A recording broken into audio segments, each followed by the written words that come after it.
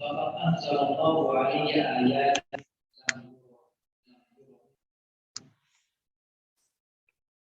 Allah telah menurunkan kepadaku beberapa ayat yang belum pernah ada surat seperti ini, yaitu Qul a'udzu birabbin nas dan Qul a'udzu birabbil falaq. Ini hadis hasan sahih. Di riwayat hadis sahih Muslim juga ada. Jadi surat ini salah satu dari dua surat yang dikenal dengan surat Al-Mu'widhataini. Artinya surat untuk mohon perlindungan kepada Allah Subhanahu wa taala. Jadi khusus ini surat mohon perlindungan. Jadi kalau kita merasa terancam oleh kejahatan, oleh keburukan, oleh kejahatan apa saja, baik yang sifatnya zahir atau yang sifatnya batin, maka langsung terbayang oleh kita dua surat ini ya, dua surat ini. Makanya surat ini sangat penting sekali untuk kita kita ketahui, untuk kita fahami, untuk kita yakini, dan untuk kita ikuti nasihat-nasihatnya.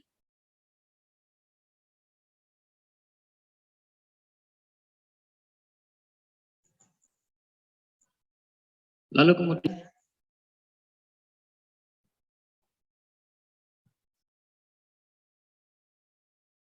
makna globalnya,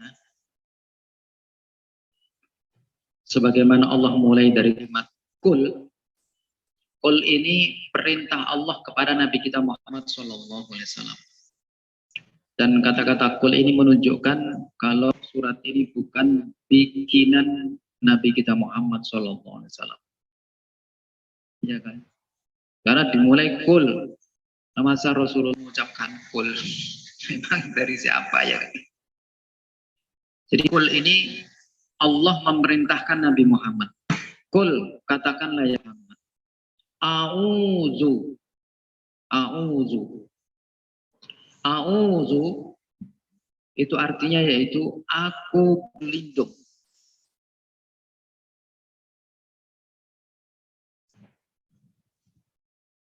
Dan kita perlu meresapi kata-kata aku berlindung itu apa.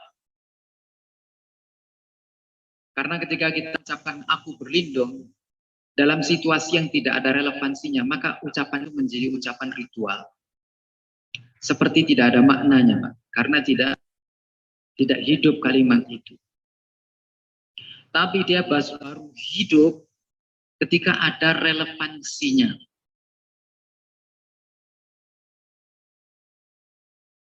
Misalnya kita mau lewat satu jalan, ternyata di situ ada begal, ya kan? Nah, itu baru kita mikir, A'udzu, aku berlindung. Itu baru nyambung itu. Tapi kalau kita membaca surat ini dan dalam persepsi kita itu, kita tidak berusaha untuk menghadirkan situasi yang melatar belakanginya, maka kalimat itu hanya terucap dan terucap biasa saja. Disinilah ketika kita ingin menyempurnakan kehidayahan yang dicapai oleh hati kita, pasti selalu dimulai pertama adalah unsur pertama, unsur al-ilmu, unsur mengetahui. Jangan sampai surat ini kita baca tapi kita nggak tahu apa-apa, ya kan? Nggak tahu apa-apa. Meskipun bagus yang kita ucap, tapi kalau kita nggak tahu, nanti jadi ya otomatis naik sekali kan, naik sekali. Padahal kalimat ini ketika kita mengucapkan a'udzu itu sudah luar biasa.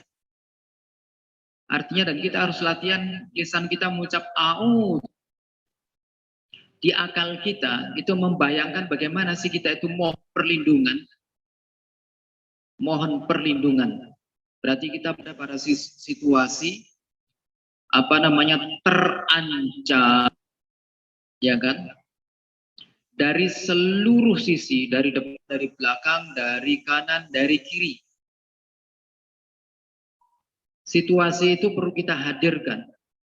Kalau kita merasakan, menganggap situasi ini hanya damai-damai saja, apalagi habis sarapan perut kenyang, a'udzubillahiminasyaitonirrajim, nggak masuk. Berlindung dari apa? Perut kenyang, badan sehat, apalagi kendaraan nggak mogok. Udah, yang kebayang hanya senang-senang saja, mau dubi itu nggak cocok, nggak masuk. Tapi kalau surat An-Nas ini kita ilmui, maka baru akan terasa relevansinya. Kenapa surat ini harus selalu kita baca? Dan kenapa Rasulullah SAW mengajarkan seperti itu?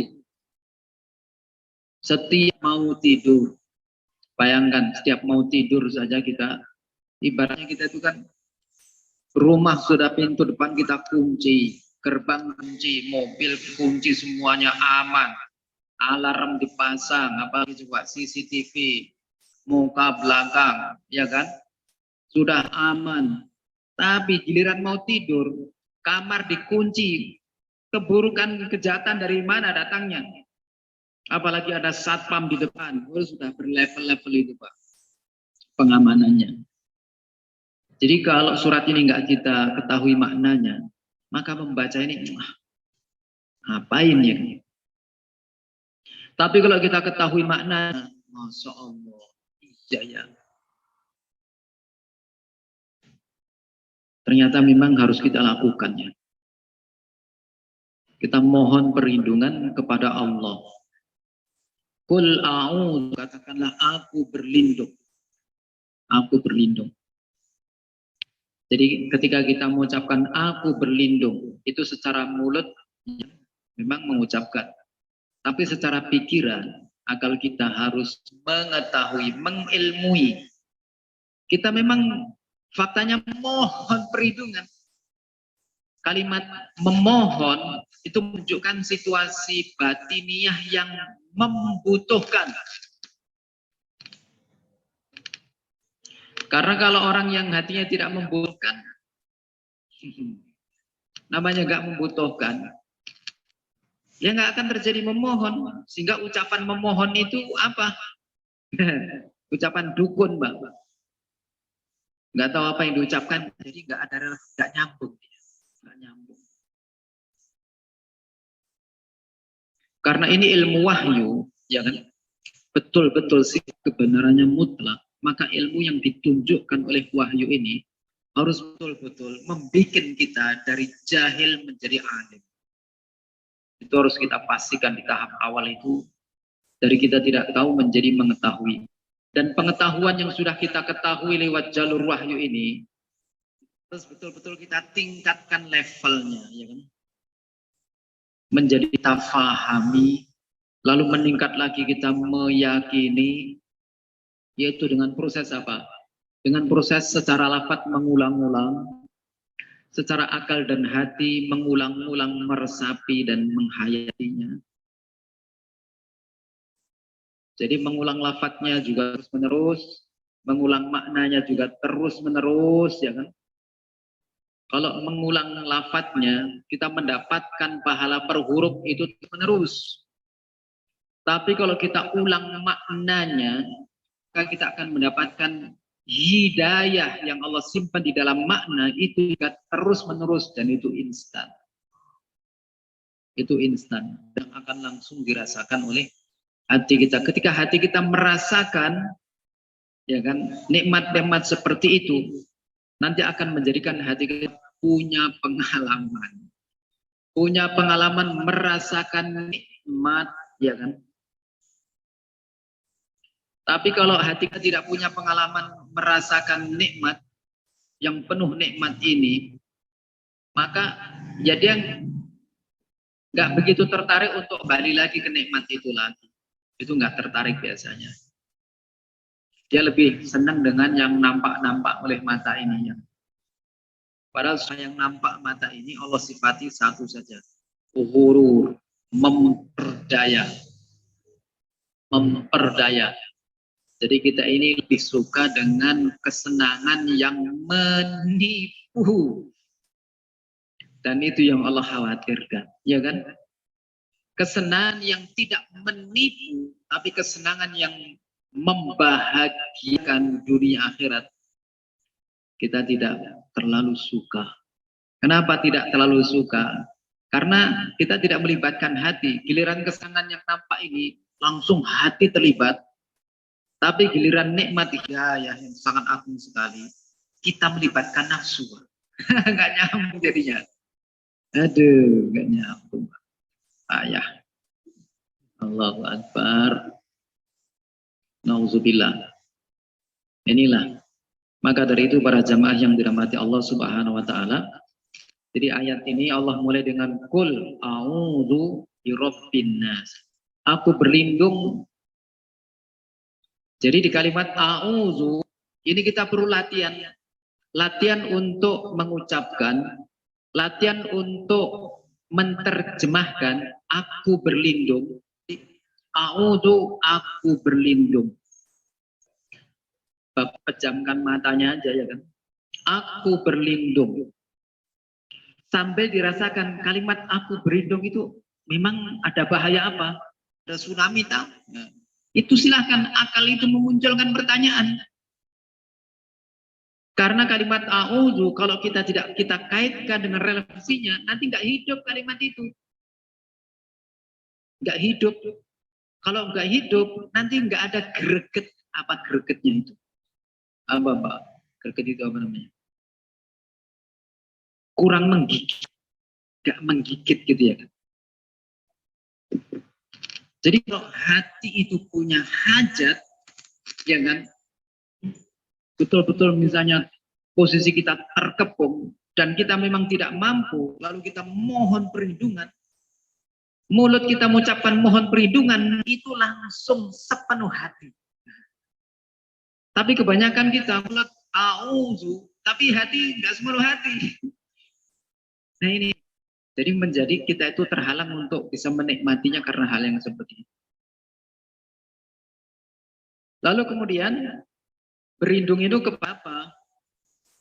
Ini yang Allah sebutkan yang pertama kali yaitu birobbinas.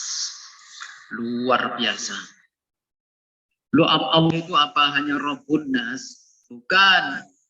Kalau kita baca Al-Fatihah, Allah itu Rabbul Alamin. Rabb bagi seluruh alam semesta. Itu Allah. Tapi di surat An-Nas ini secara khusus Allah memberitahu, saya itu adalah Rabbmu. Masya Allah. Padahal kalau kita lihat, makhluk yang bernama manusia ini apa sih keistimewaannya?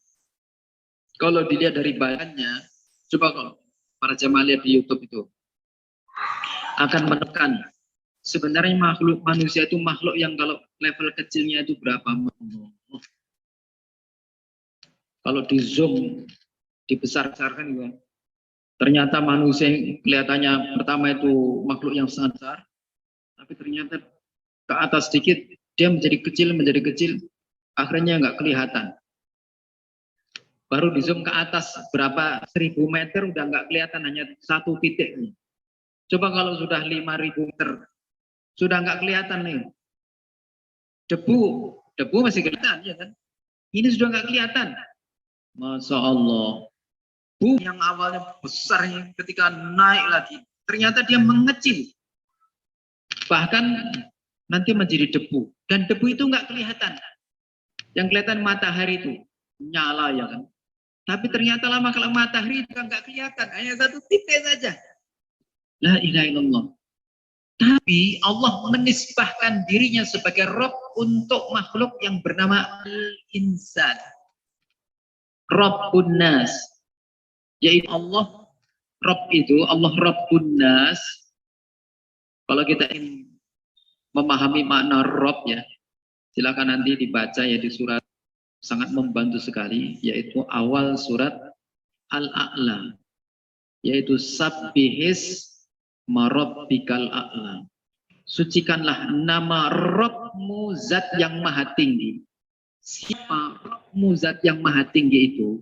Nah, di situ ada penjelasan. Alladzi khalaqa fasawwa walladzi qaddara fahada walladzi akhrajal mar'a. Ini perbuatan rububiyah. Kesibukan Allah sebagai Rabb, posisi Allah sebagai Rabb itu. Artinya kalau kita mendengar Allah sebagai Rabbun Nas, artinya dialah zat yang telah menciptakan diri. Dia juga zat yang telah menyempurnakan penciptaan diriku, ya kan? Lalu dia juga yang telah menetapkan kadar dan dia juga petunjuk kepadaku. Lalu masih Allah tambahkan lagi. Apa coba? Akhrajal mar'a, yang mengeluarkan hanya rumput-rumput dan segala macam, sehingga binatang ternak itu terkait dengan keberlangsungan hidup kita di bumi. Tapi dia juga yang membuat kering. Jadi Allah yang menghadirkan itu hijau, setelah itu Allah hilangkan menjadi kering. Itu bagian dari penjelasan tentang rububiyah Allah Subhanahu wa taala sebagai Rabb. Jadi betul-betul posisi beliau, ya kan, menurut ilmu ini sangat paripurna, sangat sempurna sekali. Karena ketika kita diminta oleh Allah, kul, katakanlah ya Muhammad, a'udzu birabbin nas, aku berlindung. Lindungnya kepada siapa? Kepada Rabbin nas, kepada Rabbnya manusia, yaitu zat yang seperti itu kemahakuasaannya, sangat luar biasa. Karena kalau kita mohon perlindungan kepada makhluk saja, ya kan, coba kita lihat preman-preman itu, ya kan? Misalnya di Cilegon itu, ya, nauzubillah, ya, di apa Lingkar Selatan itu kan, ya, karena merasa ada punya backingnya dari mungkin penguasa, entah di mana penguasa itu, Masya Allah, ya berani melawan, ya kan, karena dia merasa ada yang melindunginya. Nah, kita mukmin itu Allah sendiri yang telah memposisikan dirinya. Allahu waliyul ladzina amanu. Allah lah pelindung orang-orang yang beriman. Itu sudah yang mengambil posisi begitu, bukan kita yang meminta Allah memposisikan. Allah sendiri yang langsung menjelaskan kepada kita posisinya seperti itu di hadapan orang yang beriman. Dan posisi Allah sebagai pelindung bagi orang yang beriman ternyata bukan hanya di bumi saja, tapi di akhirat. Ya kan? Itu Allah sebutkan di beberapa ayat, diantaranya di surat Fussilat. Nahnu awliya'ukum fil hayatid dunya wa fil akhirah. Kami adalah pelindung kalian di dunia, dalam kehidupan dunia ini, dan juga kehidupan di akhirat. Kita harus menyiapkan mental untuk apa? Untuk merasa tenang dalam menjalani hidup di episode pertama ini dan di episode yang kedua, karena posisi Allah tidak berubah di hadapan orang yang percaya, orang yang beriman, yaitu sebagai pelindung. Lalu kemudian di ayat yang kedua, Malikin nas, Masya Allah. Allah itu zatnya satu, tetapi namanya banyak, ya. Asma'nya itu banyak. Di sini pakai Rabbun, lalu yang kedua ini pakai Malik. Ini juga kita harus merasa tersanjung. Karena Allah Subhanahu wa taala memposisikan dirinya di hadapan kita, dia sebagai Malikin nas, raja, rajanya manusia.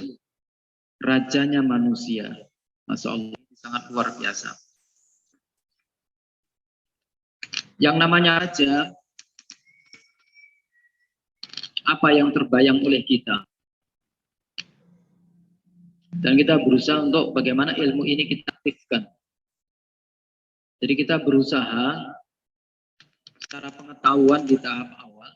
Memang Allah itu faktanya adalah sebagai Malikin, Raja manusia. Raja kita semua. Jadi kemanapun kita pergi, yang punya hak untuk memerintah diri kita, itu sebenarnya hanya satu, yaitu Raja ini, yang bernama Allah. Hanya dalam komunikasi dengan manusia, Allah lewat utusan, dan utusannya adalah Nabi kita Muhammad Shallallahu Alaihi Wasallam. Maka kita harus merasa sangat terhormat sekali karena kita ternyata diposisikan di hadapan Allah, Allah sebagai Raja, kita otomatis sebagai hamba. Karena selalu begitu ya kan. Namanya Raja, maka di sana ada para hamba yang mengabdi kepada Raja. Dan pengabdiannya, dan Raja itu, Masya Allah, dia punya wewenang, punya kekuasaan yang tidak terhingga. Walillahi mulku samawati wal ardi. Milik Allah lah kekuasaan yang di langit dan di bumi ini. Dan salah satu hambanya adalah kita. Jadi ketika kita berlindung kepada Malikin Nas, kepada Raja manusia, jadi kita berlindungnya itu sangat percaya diri. Dan ini harus memunculkan izahnya. Rasa apa ya? Karena kalau makna ini tidak kita resapi, meskipun kita auzubillah, ya, kita membaca ini ulang-ulang, tapi masih belum bisa menghilangkan rasa takut, belum menghilangkan rasa khawatir. Ini berarti ada proses yang masih belum kita selesaikan. Ada proses yang masih belum kita selesaikan. Kita harus belajar dari ya preman-preman kampung itu ya kan. Masya Allah. Apa yang diandalkan itu apa? Tapi dia percaya dirinya luar biasa. Dan nekatnya tak ampun. Udah badannya kecil, nggak punya apa-apa ya kan. Tapi gak jelas ini. Padahal senjatanya apa yang kecil ya kan. Oh ternyata dia ada yang backing-backingnya nggak ada di situ ya kan. Dia punya HP aja kan. Bos, ini bos. Gitu ya. Masya Allah. Padahal dia makhluk. Padahal Allah Subhanahu wa Ta'ala memberitahu orang yang menjadikan selain Allah itu sebagai pelindung. Itu di surat Al-Ankabut ya kan. Mathalul ladzina takhadhu min dunillahi awliya kamatsalil ankabut takhadat baita. Orang-orang yang ini tamsil dari Allah. Persoalan orang yang menjadikan selain Allah sebagai pelindung itu seperti ankabut. Ankabut itu laba-laba. Laba-laba yang menjadikan rumahnya. Ya laba-laba bikin rumah itu untuk melindungi dirinya. Bahkan bukan hanya untuk melindungi dirinya, untuk nangkap mangsa juga ya kan. Allah luar biasa itu. Kata Allah, wa inna auhanal buyut la baitul ankabut. Sesungguhnya rumah yang paling wahanit yang paling lemah itu adalah rumahnya ankabut, rumahnya laba-laba. Kena angin kenceng langsung ambruk, ya kan? Lah kita sapu seret langsung hancurin. Kayak begitu. Itu tamsil dari Allah, dan tamsil ini, ilustrasi ini bukan ilustrasi bohongan, tapi ini ilustrasi yang sebenarnya. Betul-betul. Siapapun yang menjadikan selain Allah sebagai pelindung, misalnya menjadikan polisi sebagai pelindungnya, tentara sebagai pelindungnya, atau Pak Camat pelindungnya, itu betul-betul gak ada apanya. Maka orang yang beriman seharusnya punya rasa senang, gembira, bahagia, akan bangga. Kenapa? Karena Allah lah satu-satu pelindungnya. Nah ini menjadi tugas kita, PR kita untuk mengaktifkan ilmu ini. agar betul-betul hati kita mendapatkan manfaatnya secara instan. Jadi harus kita aktifkan, Mbak. Harus kita aktifkan. Masya Allah, la haula wala quwwata illa billah. Dan mengaktifkan ilmu ini yang perlu mujahadah karena terkait dengan nafsu, ya. Nafsu dan hati kita kelola sebaik mungkin. Lalu kemudian ilahinna, sembahan manusia, Tuhan manusia, yaitu Allah Subhanahu wa taala. Jadi Allah mengajarkan kita untuk kita berlindung kepada Rabb manusia, Raja manusia, ilah sembahan manusia. Berbeda dengan surat Al-Falaq. Kalau surat Al-Falaq, Qul a'udzu birabbil falaq. Hanya satu saja, Rabbul Falaq. Rabb Al-Falaq, Al-Falaq itu yang pagi itu, ya kan? Hanya yang memiliki pagi yang cerah itu. Tapi di An-Nas ini Allah menyebutkan 3, yaitu Rabbin Nas, Malikin Nas, Ilahin Nas. Kok sampai 3? Ini masalahnya apa, ya kan? Kita lihat, ini juga menunjukkan bahwasanya keburukan, kejahatan yang kita hadapi sehingga kita harus berlindung kepada sampai 3 itu, ya kan? 3 asma. Ini menunjukkan level kejahatan ini sangat berbahaya. Level bahayanya lebih dahsyat daripada bahaya-bahaya atau kejahatan yang Allah ungkap di surat Al-Falaq. Kalau di surat Al-Falaq itu bahayanya lebih ke arah yang sifatnya fisik, Pak. Tapi kalau di An-Nas ini bahaya yang menimpa al-qalb, hati. Di mana bahayanya kalau hati kita terhalang mendapatkan al-hidayah. Itu bahayanya adalah kesengsaraan dunia akhirat.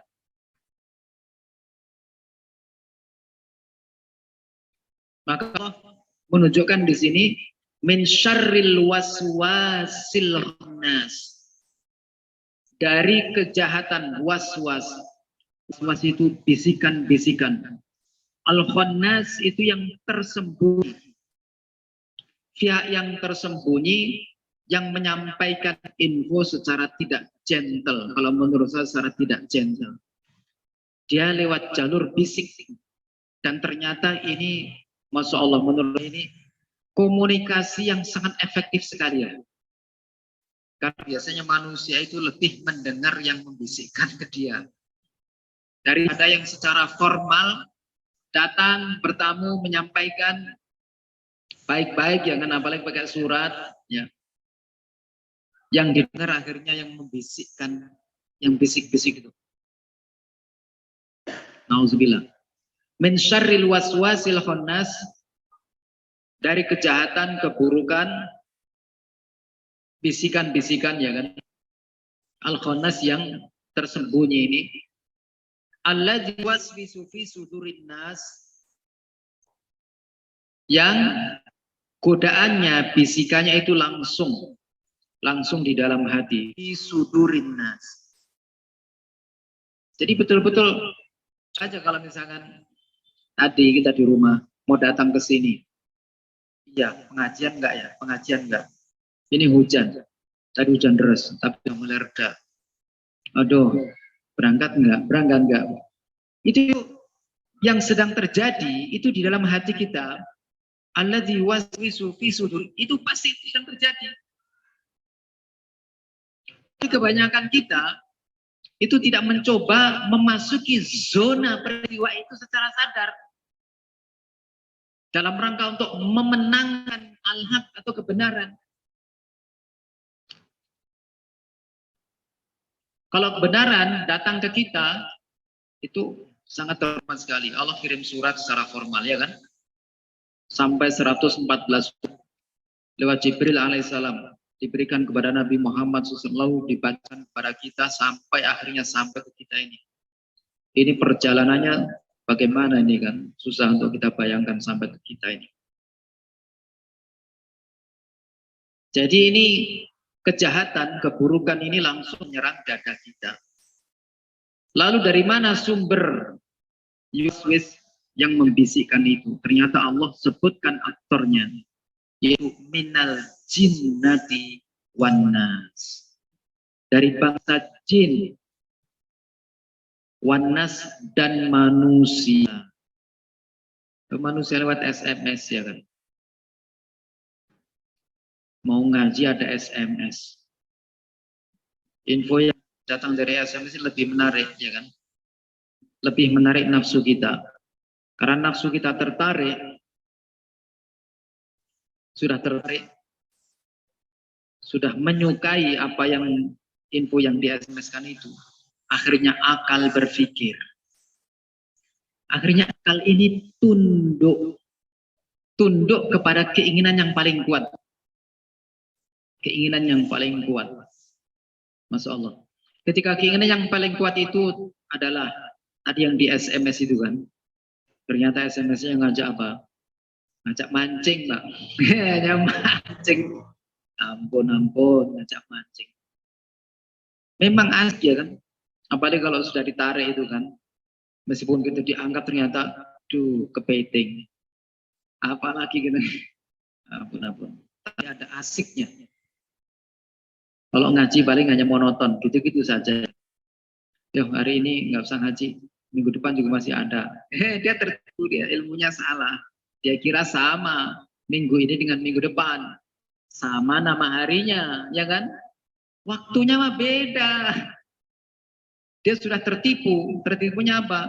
Dia merasa umurnya sampai minggu depan. Padahal dia sudah tahu, ya kan? Ajal itu mendatangi kita kapan saja. Tidak ada hubungan kondisi kita sehat atau sakit, tua atau muda ya kan? Nggak ada. Jadi betul-betul para jamaah yang dirahmati Allah Subhanahu wa taala, ini sekilas ya penjelasan singkat dari surat Nas. Jadi kul, katakanlah a'udzu birabbin nas, aku berlindung kepada Rabb manusia, kepada Raja manusia, kepada sembahan manusia. Berlindung dari apa? Min syarril waswasil khannas. Dari kejahatan, dari keburukan, waswas, godaan. Godaan al-khannas. Al-khannas itu yang selalu khonasa. Khonasa itu dia tersembunyi, nggak nampak ya kan. La haula wala quwwata illa billah. Ini jalur gelap ya kan. Tapi sangat aktif sekali. Apa aktifnya? Yuwaswis, membisikkan. Jadi coba kalau kita misalnya mau azan, berapa menit lagi azan ini? Oh, setengah jam lagi. Tidur dulu apa enggak ya? itu tidak terjadi tuh. Ketika pengen tidur, nanti kalau lewat bagaimana? Ya sudahlah, saya ngantuk, tidur aja lah.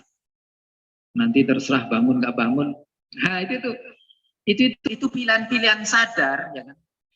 Maka kita harus pikirkan.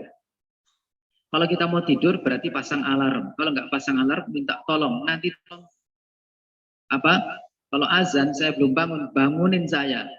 Jadi pesan. Kalau nggak ada orang, nggak ini tidurnya di mana? Tidur aja. Tapi di masjid misalnya kan, di masjid kalau tidur masjid, orang azan mau nggak mau ya pasti bangun ya kan. Bahkan tidurnya suruh di tempat orang yang lalu lalang itu biar nanti terbangun. Kenapa? Karena ini urusan al-haqqu, terkait dengan kebenaran. Karena secara kaidah yang terbesar dalam hidup itu adalah al-haqqu, kebenaran. Yang itu harus kita perjuangkan. Yang lain-lainnya itu mengikut ya kan. Yang lain-lainnya mengikut. Alladzi waswisu fi sudurin nas minal jinnati wan nas. Dan subhanallah, surat ini yang sangat spesial. Ada beberapa penjelasannya. Salah satu di antaranya di dalam hadis Sahih Bukhari Muslim dari Anas ini. Kisah tentang istri Rasul SAW yang bernama Sofiyah itu sedang mengunjungi beliau yang sedang i'tikaf di masjid. Rasul i'tikaf di masjid, Sofiyah itu mengunjungi beliau ke masjid. Dan itu malam hari. Wa huwa mu'takif wa khurujuhu ma'aha lailan. Lalu kemudian karena mengunjungi malam hari, Rasulullah SAW dari tempat i'tikafnya keluar masjid, mengantar istrinya untuk ilaman ziliha, ke tempat tinggal, ke rumahnya. Kalau rumah Rasul yang di situ ada Aisyah, kan ya di samping nempel dengan masjid. Tapi rumahnya Sofiyah lebih jauh lagi ya kan. Lalu kemudian apa yang terjadi? Ketika beliau membersamai istrinya, itu falakiyahu rajulan minal ansor. Di malam yang gelap itu ada dua orang sahabat Ansor. Falamma ra'aya an-nabiyya sallallahu alaihi wasallam. Setelah dua sahabat ini melihat Rasul itu berdua dengan perempuan, langsung dua sahabat ini asro'a, berjalan lebih cepat meninggalkan Rasul bersama dengan wanita tersebut. Faqala Rasulullah SAW, ala rislikuma. Lalu Rasulullah teriak, langsung teriak, ala rislikuma. Sebentar, jangan cepat ya kan, suruh berhenti sebentar. Innaha Sofiyah tuhuyain. Jadi Rasulullah berteriak, minta sahabat ini jangan kabur dulu. Lalu Rasulullah menyampaikan, sungguh wanita ini adalah Sofiyah bin. Ketika namanya disebut, sahabat ini berarti tahu itu adalah istrinya Nabi, bukan perempuan lain, bukan wanita lain yang haram, ya kan? Tapi itu adalah istri beliau. Lalu kemudian dua sahabat itu langsung mengucapkan, Subhanallah ya Rasulullah, Maha suci Allah wahai baginda Rasul. Jadi langsung responnya seperti itu, Subhanallah. Jadi sebenarnya ketika mereka itu melihat Rasul berdua dengan perempuan, itu ada pikiran buruk, ya kan? Malam-malam begini Rasul sama perempuan, siapa? Ya kan? Nggak pernah terjadi, jangan-jangan perempuan, ya kan, bukan istri. Maka Rasulullah SAW langsung berkata, Inna syaitana yajri min ibni adama majrad dam. Inni khasyitu ayaqdhifa fi qulubikuma syai'an awwala syarran. Di sini Rasulullah bersabda, sesungguhnya setan itu berjalan di dalam badannya anak Adam itu majrad dam. Arti lewat apa? Peredaran darah itu, ya kan? Jadi sangat lembut sekali. Dan sungguh saya takut kalau setan itu akan membisikkan ke dalam hati kalian berdua suatu keburukan. Jadi kalau sahabat itu suuzon, ya kan, suuzon, Nabi kok malam-malam begitu, siapa? Ya kan? Itu pikiran, itu setan itu. Yuwaswis, langsung itu. Memang kan nggak nampak. Tapi terjadi ya. Dan kita harus melawannya dengan kebenaran. Makanya kalau kita kaitannya kita dengan orang lain, saudara kita, ibu kita, maka kita harus ngebelain dia dengan husnuzon. Dan ini tidak mudah, Pak. Ini tidak mudah karena pertempuran kita dengan iblis, ya kan? Kita melihat orang, lalu kemudian kita menafsirinya semau kita, ya kan? Dan itu buruk, nauzubillah. Maka kita harus membela itu dia. Kenapa harus kita bela? Karena Rasul menyampaikan orang itu kalau sudah muslim, maka hartanya menjadi keramat, darahnya menjadi keramat, kehormatannya menjadi keramat. Kalau dalam bahasa hadis itu haramun, diharamkan. Jadi hartanya orang mukmin itu haram, lalu darahnya haram untuk ditumpahkan, kehormatannya haram untuk disentuh, ya kan? Betul-betul ya kan? Makanya kita tutup mulut, husnuzon, ya kan? Husnuzon itu lebih aman. Aslam.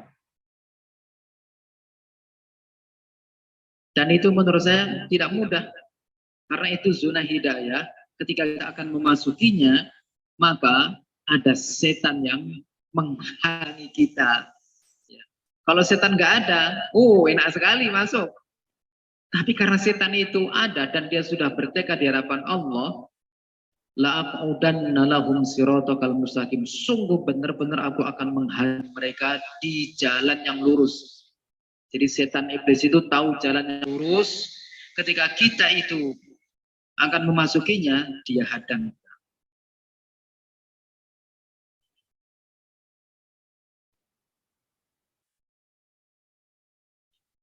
Lalu kemudian diriwayatkan oleh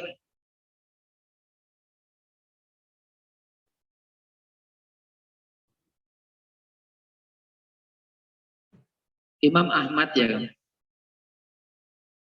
dari Abi Tamimah, beliau menyampaikan hadis dari Rodif Rasul Sallallahu Alaihi Wasallam, asara bin nabiyyi himarahu. Jadi ada peristiwa ketika itu keledai Rasul Sallallahu Alaihi Wasallam itu tergelincir. Fakultu taisa syaiton, bangkrutlah setan itu, atau celakalah setan itu. Faqalan Nabi Sallallahu la takul taisa syaiton. Nah ini pembantunya itu mengucapkan taisa. Taisa itu terpuruklah setan itu. Nah Rasul melarang saya untuk mengucapkan taisa syaiton. Fa innaka idza qulta taisa syaiton. Jadi kalau kamu mengucapkan setan itu terpuruk atau brengsek setan itu misalnya begitu ya kan, maka ta'adzama, setan itu akan membesar, dia akan membesar. Waqala bikuwati soroktuhu, dan dia berkata, dan kekuatanku aku mengalahkan dia. Wa idza qulta, tapi kalau engkau mengucapkan bismillah,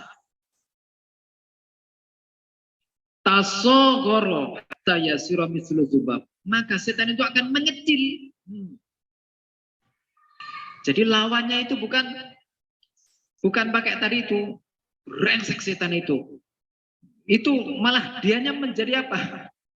Menjadi membesar. Malah yang digunakan adalah bismillah.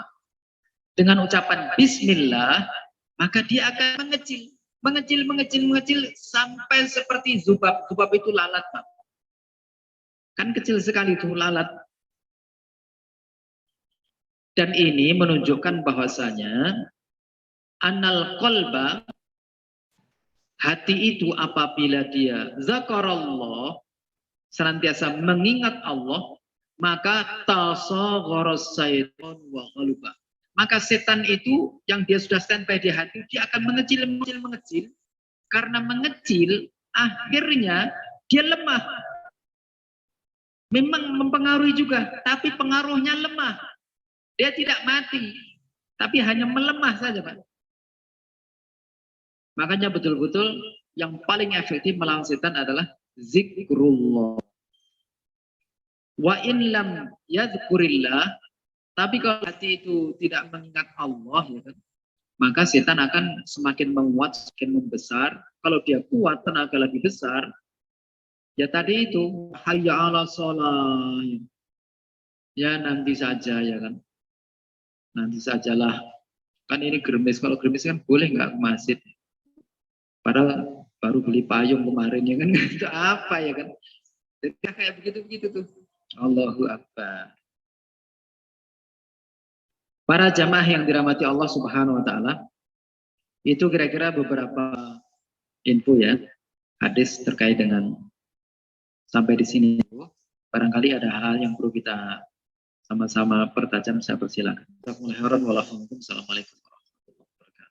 Waalaikumsalam warahmatullahi wabarakatuh. Jazakallahu khairan.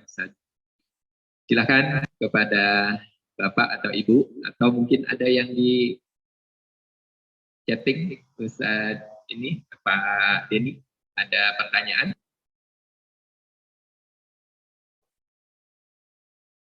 Bapak atau Ibu, ada yang mau menambahkan atau menanya?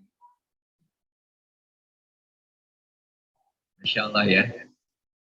Ini surat, kata Ustadz Ulil sih sudah lama sekali kita hafal. Mudah-mudahan sekarang betul-betul kita rasakan, membutuhkan surat kata lingkungan kita yang ternyata teramat sangat dibutuhkan oleh kita. Ya, baik. Ada.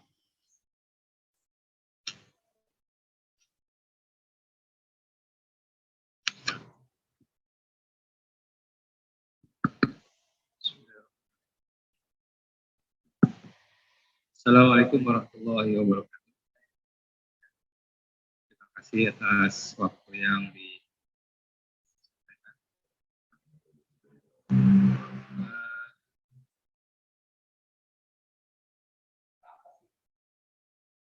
cek. Ini dan manfaat surat An-Nas itu mohon perlindungan pada Allah Subhanahu Wa Taala saja. Tapi bagaimana caranya? Kan untuk sekarang ataupun yang dulu-dulu itu banyak sekali manusia yang lebih takut daripada keinginannya tidak begitu maksimal, sehingga rasa takutnya lebih tinggi daripada kekuasaan Allah dari makhluk lain. Bapaknya makhluk halus, mungkin kebanyakan nonton film kan. Bagaimana cara mengatasi rasa takut ini sehingga kita merasa yakin bahwa apapun makhluk yang selain Allah itu sangat lemah. Itu meningkatkan keyakinan kita supaya rasa takut itu berkurang atau bahkan bisa hilang. Terima kasih. Assalamualaikum warahmatullahi wabarakatuh.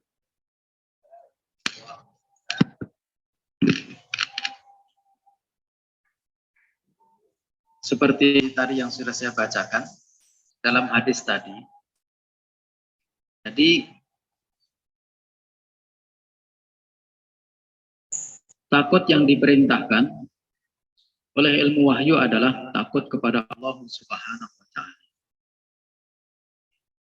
Dan itu merupakan amal soleh. Takut kepada itu amal soleh yang sangat agung sekali ya.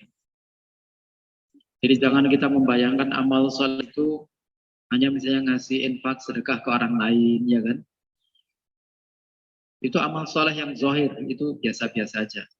Tapi kalau amal soleh yang dikerjakan oleh hati, itu amal soleh yang sangat agung sekali.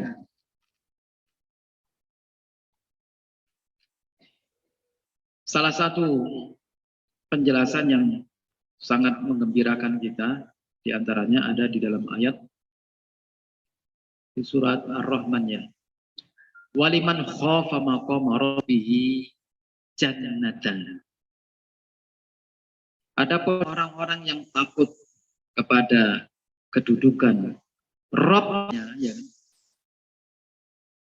maka baginya jannatan, 2 surga. Bukan hanya 1 surga, 2 surga.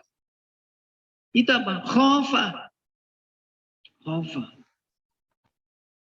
Jadi yang Allah minta kepada kita bukan hanya mengerjakan sholat. Tapi yang Allah minta agar hati kita itu takut kepadanya. Lalu Allah juga melarang hati kita untuk takut kepada selain Dia. Bahkan kepada musuh saja dilarang takut. Fala takhafuhum wa khafuni. Jangan takut kepada mereka, takut kepada aku. Masya Allah. Itu yang diminta. Dan itu harus kita wujudkan. Kita harus mewujudkan kondisi hati yang takut kepada Allah dan tidak takut kepada. Lalu bagaimana dengan menghilangkan rasa takut kepada setan, kepada jin? Kan sudah jelas tadi di dalam hadis ya. Jadi kalau seseorang itu zikrullah, maka itu ada dampak langsung menjadikan setan yang awalnya itu sangat kuat besar itu mengecil. Dan di antara kesibukan setan itu ada nakut-nakutin. Jadi ketika kekuatannya itu lemah, antum bisa bikin simulasi. Misalnya antum ke Dalong, kan? Jam 2, lampu mati. Waduh, nggak ada orang begini. Mungkin masih di dekat komplek-komplek sana biasa aja naik motor. Tapi ketika sudah mulai belok itu kan, wah ini dari sebelah kanan ini jangan-jangan ada. Waduh, itu udah lanjut saja. Sampai di situ ternyata mati listrik ya kan. Namanya mati listrik semuanya mati, gelap. Waduh, itu hati itu pasti terjadi sesuatu. Ada rasa takut, ada rasa. Coba diam sejenak, duduk aja di situ diam. Antum bikin simulasi. Ingatlah kepada Allah. Agungkan Allah di dalam hati. Ya kan? Pelan-pelan. Sekali, bukan hanya sekali, 2 kali. Itu kita berzikrullah secara menyengaja.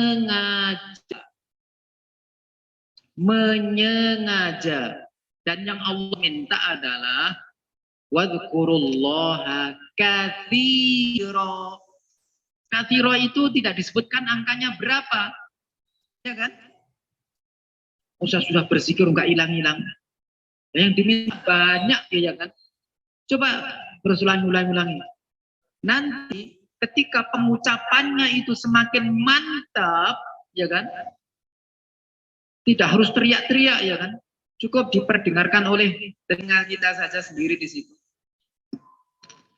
Kita membaca la ilaha illa anta subhanaka inni kuntu minaz zalimin. Atau la ilaha illallah subhanallah alhamdulillah. Kita begitu. Dan nanti lihat dampaknya. Itu proses. Nanti rasa takut itu lama-kelamaan yang tadi itu susah dikendalikan. Lama-kelamaan dia akan berkurang dia. Dan itu proses. Berkurangnya itu pelan-pelan. Terus menerus pelan-pelan hilang, lemah. Akhirnya, tadi takut, sekarang jadi nggak takut ya. Jadi gitu. Jadi nggak takut. Itu menunjukkan maha benar tadi yang disampaikan Rasul.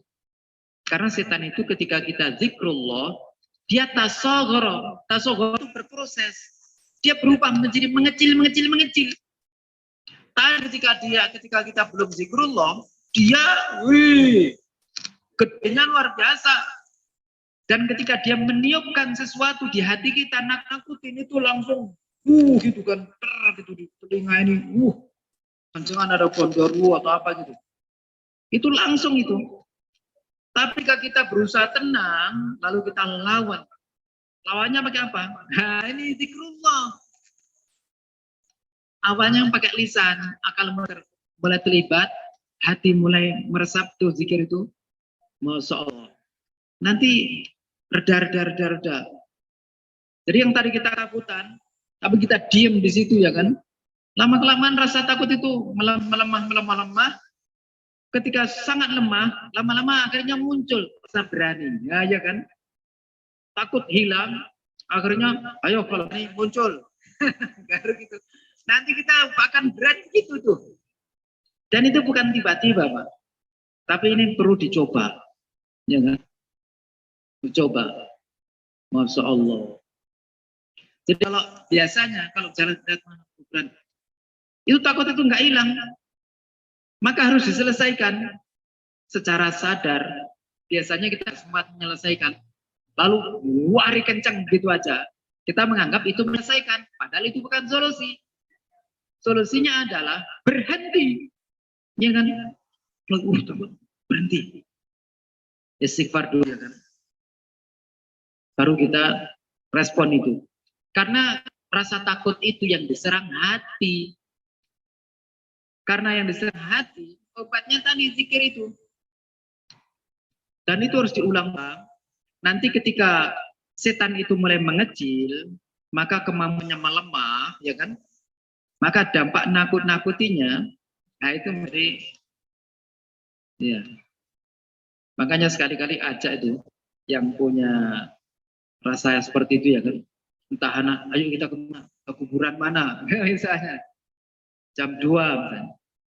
Arah kubur jam 2. Jadi jangan siang-siang aja ziarah kubur itu. Karena Rasulullah SAW itu pernah tengah malam ziarah kubur, ya kan? Itu di hadis Aisyah itu.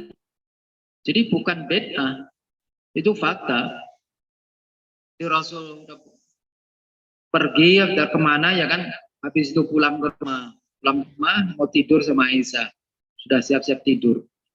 Nah, Rasulullah merasa Aisyah sudah tertidur. Maka Rasulullah pelan-pelan bangun. Nah, Aisyah belum tidur. Karena Aisyah, Rasul mau kemana ini malam-malam keluar rumah? Aisyah curiga. Seharusnya nggak boleh curiga. Nabi kok dicurigai, namanya su'ud. Ya kan? Ternyata apa? Diikut Aisyah, ternyata ke kuburan. Dikira mungkin ke istri yang lain kan? Ternyata kuburan. Sampai di kuburan, Rasulullah berdoa. Berlama-lama berdoa, menangis di situ ya kan? Mendoakan ahli baqi itu. Baru setelah itu pulang ya kan? Pulang. Jadi nggak apa-apa. Malam itu ya setan itu kan malam siang ya di mana-mana ada ya kan. Yang jelas kita membaca An-Nas Al-Falaq ya kan. Ya kan pagi sore minimal. Atau ba'da sholat, setiap ba'da sholat mau tidur itu kita baca. Hanya sekali lagi memang kita membacanya harus kita mengerti maknanya. Sehingga betul-betul ketika kita aku mohon perlindungan kepada engkau. Itu artinya kita mempercayai perlindungan kepada dia. Dan dia udah siap. Gitu Allah itu. Kamu minta perlindungan sama saya, siap. Udah begitu. Itu sudah pasti. Kecuali kalau kita ragu. Waduh, saya ragu perlindungan. Nah itu masalahnya. Wallahualam, itu saja. Baik, Ustaz. Ternyata memang semua ibadah kita, kalau dengan ilmu, itu pantas kalau Ustadz, kalau kemudian saya dalam kajian beliau, yang ditanya hari ini ayat apa yang menggetarkan antum.